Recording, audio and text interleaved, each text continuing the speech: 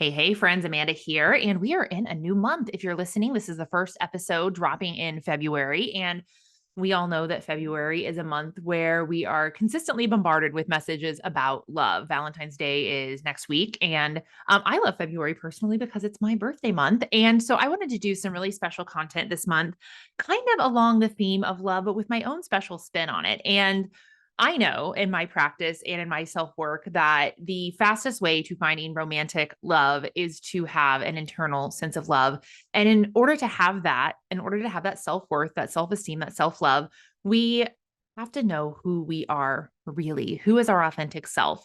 And so today I want to talk with you about connecting with your authentic alcohol free self, because what I know also from my own journey is it is really hard to tune into that authentic self when you were always diluting her, dulling her down with alcohol.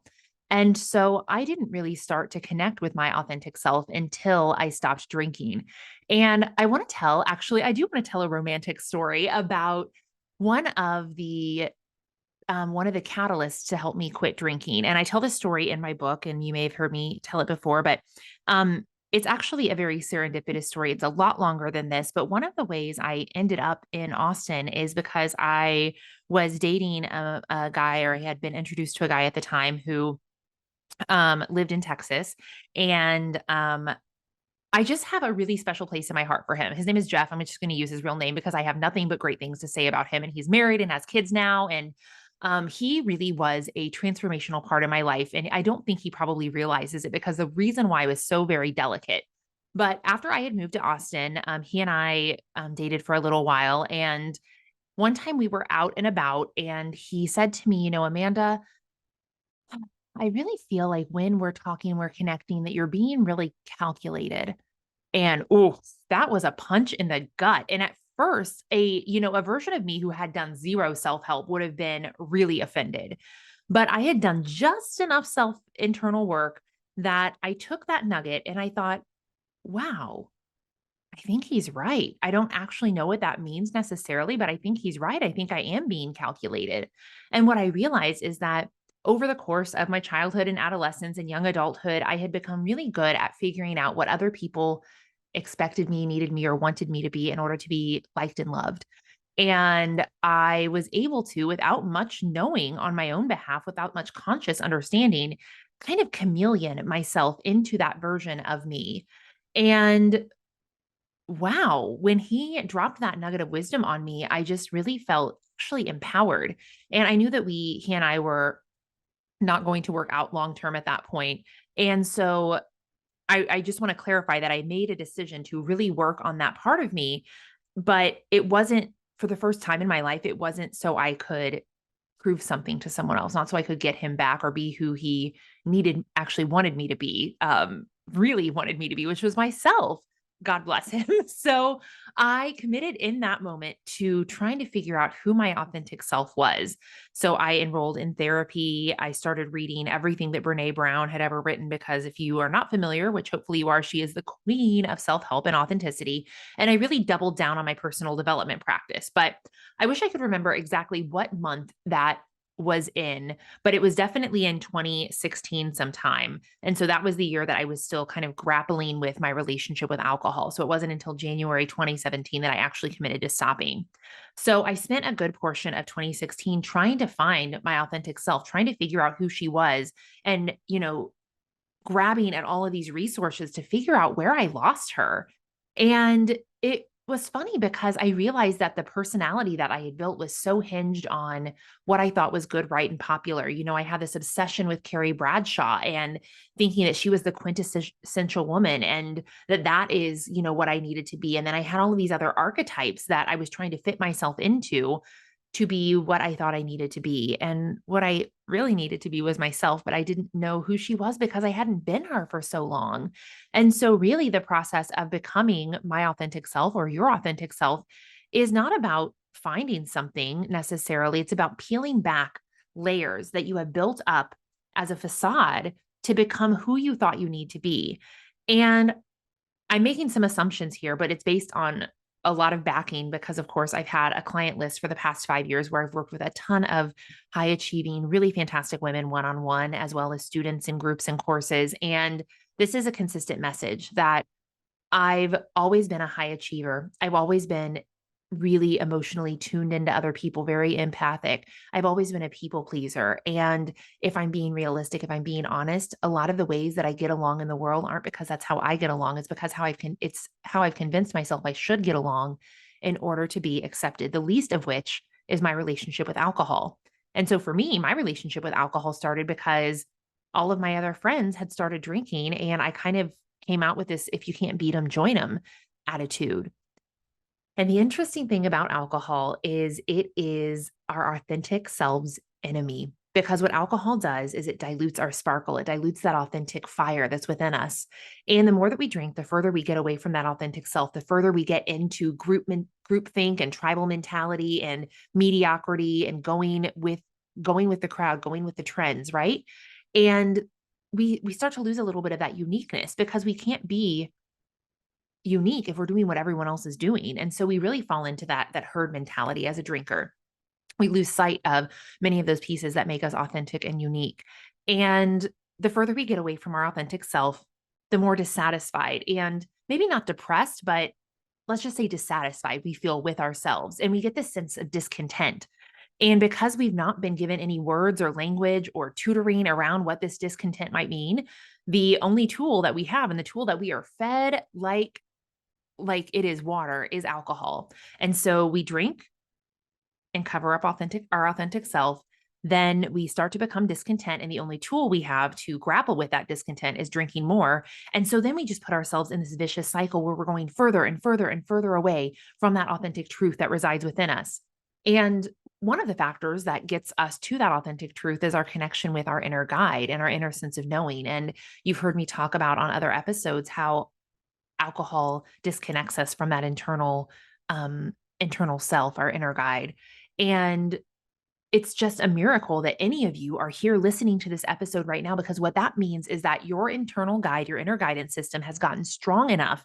Your authentic self has become desperate enough to surface that you have at some level listened to the call, whether you are sober curious, you're sober-ish, you're already alcohol free, you are yearning to meet your authentic self. You are yearning to come home to her. And I just want to congratulate you because you are in the right place. I think the next part of my story is that once I kind of started down the road of exploring authenticity, exploring self-help, I really had this sense of knowing that I was meant to teach this stuff. I was meant to be a teacher in this space. And I didn't know what that looked like, but I knew that authenticity was one of the roots of my message. And so early on, if you followed me for long, my blog, my social media handle was all under the name Authentically Amanda, because that's what I wanted. And I just so happened that I found that going alcohol free was the fastest path to finding her. And if you're here right now, I want to celebrate that in you, because there's some part of you that's heard that call as well. There's some part of you that has heard the call to come home to your authentic self and to peel away the first layer, which is your relationship with alcohol that is keeping you small, that is keeping you stuck, that is keeping you diluted into this version of you it's basically a facade that you've created. And I just want to celebrate that, because I know in this month that is so entrenched in love that the biggest service we can do to anyone we want to love or be loved by is to first truly, really love ourselves and appreciate ourselves for who we are. And to do that, we must know who that is. And I know that I'm giving you a lot of esoteric metaphysical language, but I'm going to break it down for you more throughout the month. And I really invite you to join along and consider, who is the me that I'm supposed to be?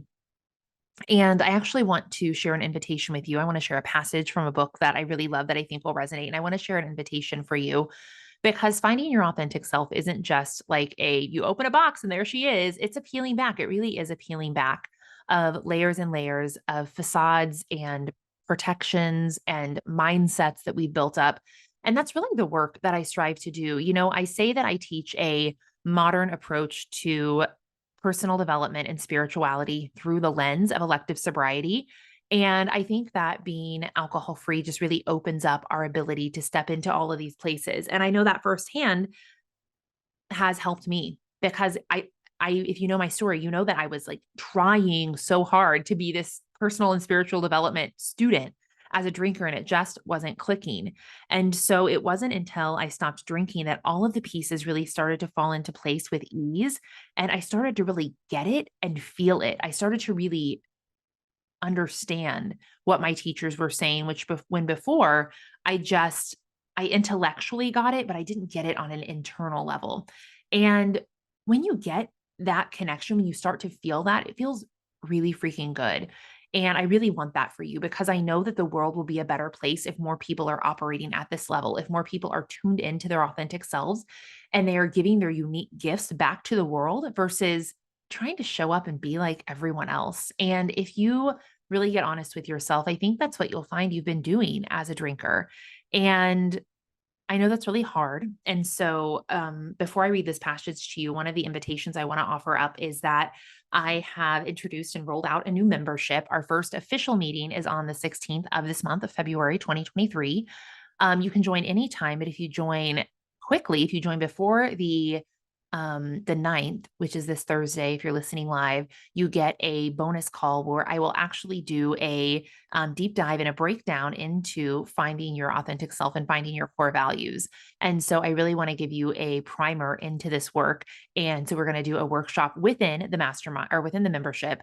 And I think that you will just get a lot of long-term learning in the membership. Each month you get a live call and a Q&A with me. You also get full VIP access to all of my pre-recorded digital courses and mini courses and master classes.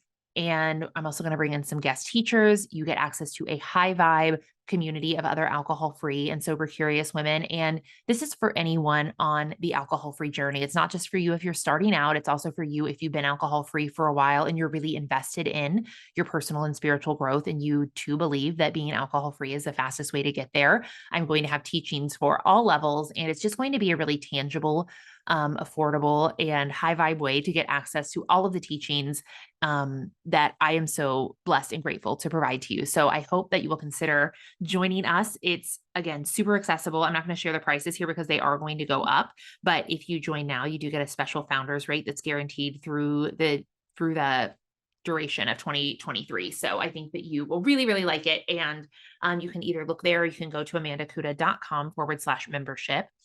And with that, I've also been inspired to read a passage. I often share this with my clients, but I want to tell you a story about how I found this passage.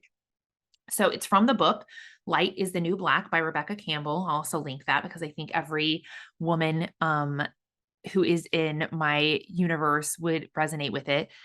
And this is a book that was on the required reading list, or maybe the suggested reading list, when I was doing my holistic life coach training. And that was right about the time that I was deciding to quit drinking. I hadn't quite fully made the transition yet. And I remember this day because we were doing our conclusion of the course, and our teacher had decided to read a passage from this book. And I also needed to run to the pharmacy. So I left my house. I was listening on my headphones, and I parked in the pharmacy while she read this. And I just started crying because I felt the message so deeply. And it really reminded me of who I am and who I am meant to be and why I'm here. And you can hear me kind of tearing up. And I probably will tear up as I read this because it felt so very true and beautiful. And if this resonates with you, I just want to remind you that there is a place for you. There is a family for you. There is a path for you. And the interesting thing is I had started reading this book, and I hadn't gotten very far. So as soon as she read this passage and it hit me right in my core, I decided I need to go home and find that again. And so I opened up to my bookmark, and that passage was the very next thing that I was supposed to read. So it didn't matter how I got to it. At some point, this was the thing that I needed to hear, and you might need to hear it too. So again, this is from Rebecca Campbell's Light is the New Black. And the passage is called Letter to a Light Worker.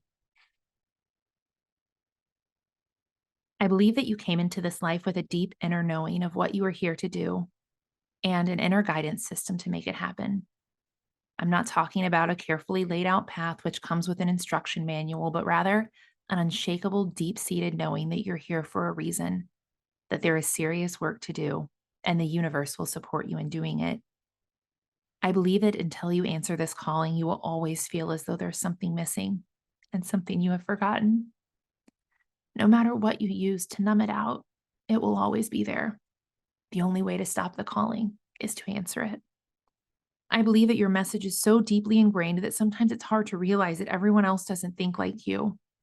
They don't.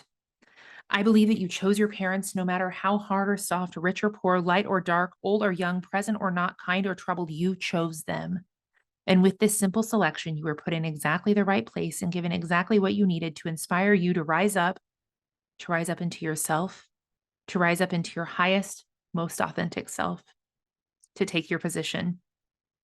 I believe that your tragedies, your losses, your sorrows, your hurt happened for you, not to you. And bless the thing that broke you down and cracked you open, because the world needs you open. I believe that life lessons are less about getting it right and more about getting it wrong. I believe that you are more on track than you feel, even if you don't feel it, especially if you don't feel it. For the further you get off track, the closer you actually are to abandoning the wrong path and leaping onto the right one.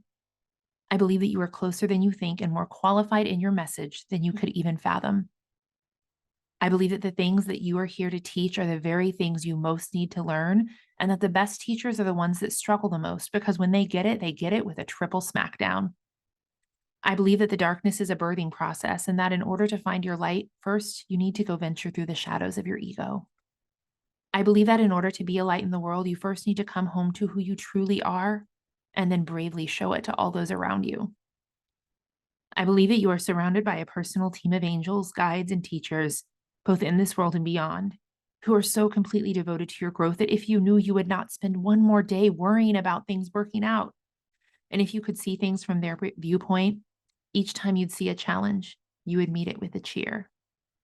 I believe in you and us and all of this. And so it is. Take a moment to let that sink in. If you have a moment where you can close your eyes, just feel the truth in those words.